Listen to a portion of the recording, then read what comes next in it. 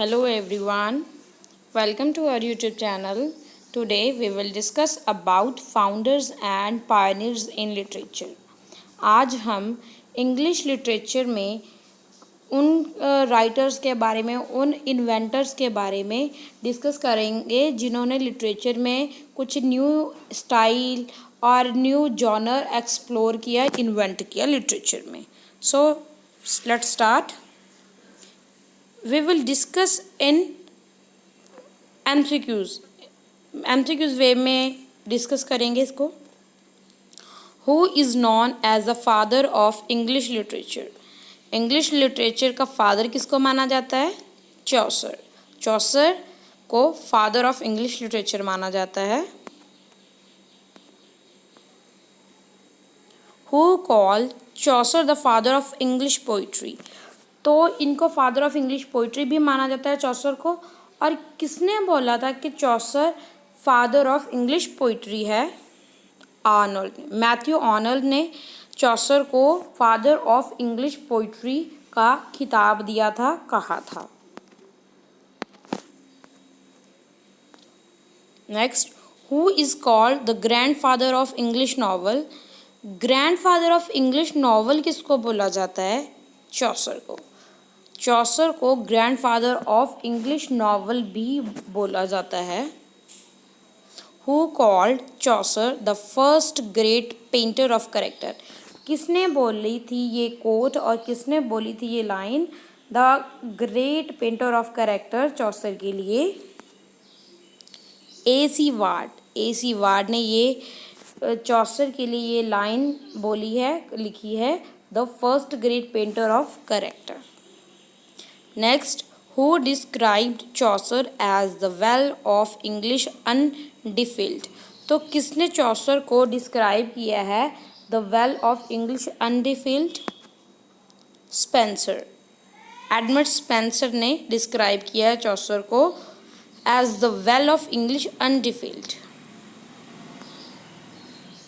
Who introduce the heroic couplet into English? Heroic couplet किसने introduce किया था English languages में? चॉसर ने. चॉसर ने इंट्रोड्यूस किया था हीरोइक कपलेट इंग्लिश लिटरेचर में, इंग्लिश लैंग्वेज में. Who is called the morning star of renaissance? Renaissance का मॉर्निंग स्टार किसको बोला जाता है? चॉसर. चॉसर को ही मॉर्निंग स्टार ऑफ रेनेसांस बोला जाता है. Who is known as the prince of plagiarists? Chaucer. Chaucer को प्रिंस ऑफ प्लेगियारिस्ट्स भी बोला जाता है. Who is called the father of English prose? Wycliffe. तो इंग्लिश पोइट्री के फादर कौन है? चॉसर हैं. तो इंग्लिश प्रोज के फादर कौन है? Wycliffe. Father of English poetry is Chaucer. The father of English prose is Wycliffe. The earliest known religious play. सबसे पहले आने वाला रिलीजियस प्ले इंग्लिश में कौन सा है? Adam. Adam is the earliest known religious play. The first English comedy of the classical school is. सबसे first English comedy कौन सी है क्लासिकल स्कूल में?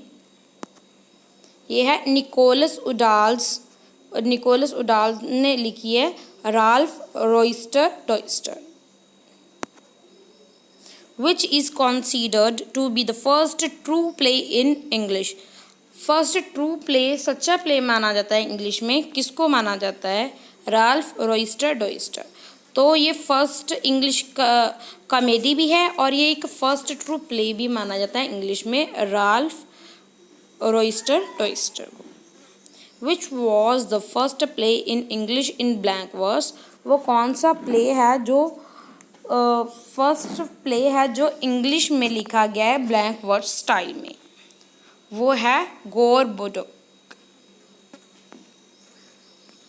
Next, the earliest tragedy Gorboduc is also called. इसको और भी किस नाम से जाना जाता है? एक ट्रेजिक प्ले है. इसको फेरेक्स एंड पोरेक्स के नाम से भी जाना जाता है. Who is the real creator of blank verse? Blank verse का रियल क्रिएटर किसको माना जाता है? मार्लो। मार्लो को माना जाता है ब्लैंक वर्स का real creator. Who is called the father of English drama? Father of English drama कौन है? मार्लो। मार्लो को फादर ऑफ इंग्लिश ड्रामा बोला जाता है। Who is known as the morning star of English drama? Morning star of English drama किसको बोला जाता है? ये भी मार्लो को ही बोला जाता है। फादर ऑफ इंग्लिश ड्रामा और morning star of English drama दोनों को आंसर सेम है, Marlowe. Who called the Spenser the poet's poet? किसने बोला है स्पेंसर को the poet's poet? Charles Lamb ने। Who is called the prince of poets of his time? Spenser. Spenser को बोला जाता है द पोइट्स पोइट भी बोला जाता है, the prince of poets of his time भी बोला जाता है स्पेंसर को। Who is called the second father of English poetry? तो इंग्लिश पोइट्री का सेकेंड फादर किसको माना जाता है? तो इंग्लिश पोइट्री के फादर तो चौसर को माना जाता है, तो सेकेंड फादर किसको माना जाता है? स्पेंसर को माना जाता है। Spenser is called the second father of English poetry. Who is generally regarded as the father of English essays? English में जो एसेज लिखे जाते हैं उनके फादर किसको माना जाता है? The father of English essays? Bacon. Bacon is known as the father of English essays. Who is called the child of the renaissance and reformation? किसको बोला जाता है चाइल्ड रेनेसांस और रेफॉर्मेशन का? स्पेंसर। स्पेंसर को बोला जाता है child of renaissance and reformation.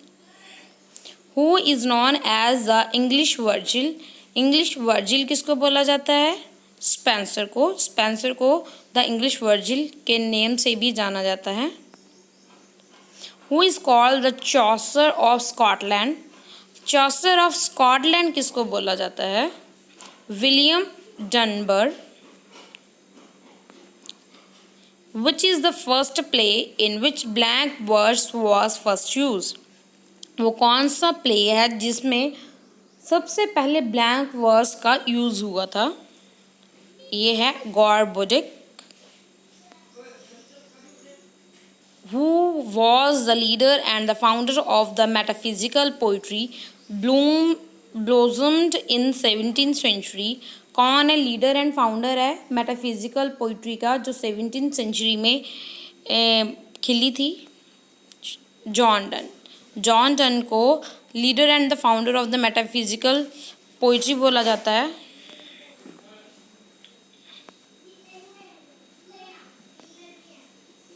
Who has called Donne the monarch of wit? Donne को द मोनार्क ऑफ विट किसने कहा था? किसने दी ये कोट उनको? लेइशमैन। लेइशमैन ने इनको ये कोट दी, the monarch of wit.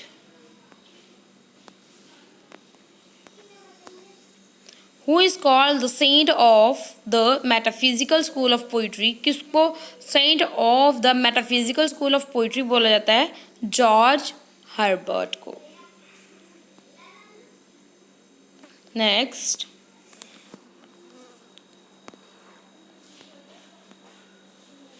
who is called the supreme master of the comedy of manners? Supreme master किसको बोला जाता है कॉमेडी ऑफ मैनर्स का? William Congreve. William Congreve is called the supreme master of the comedy of manners. Who is called Shakespeare of divines and a kind of Spenser? किसको बोला जाता है? जेरोमी Taylor. जेरोमी Taylor को बोला जाता है Shakespeare of divines and kind of Spencer. In the context of whose poetry was the term metaphysical first employed? तो किसकी पोइट्री को मेटाफिजिकली एक कॉन्टेक्स्ट में एम्प्लॉयड किया था? डन की पोइट्री को मेटाफिजिकल पोइट्री उनकी पोइट्री को टर्म ये दी गई थी।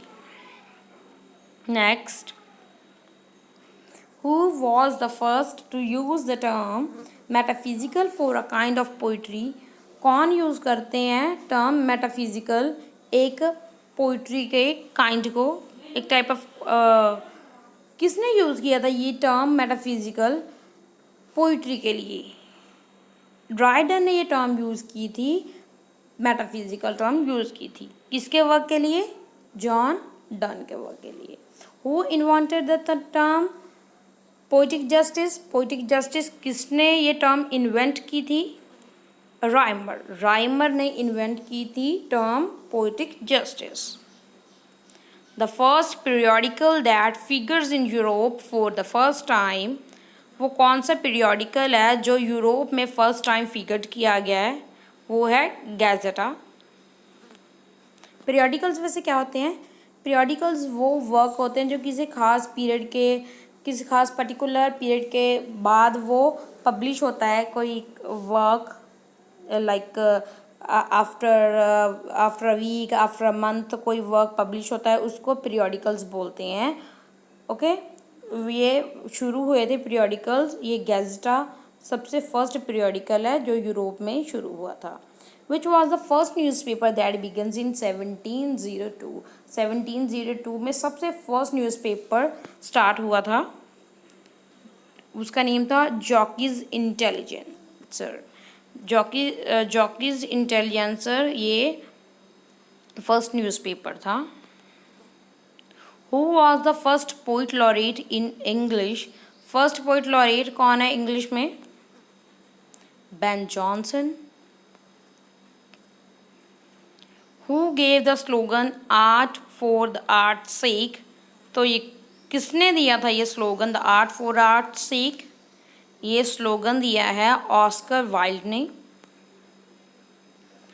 आज की वीडियो में बस इतना ही। Thanks for watching.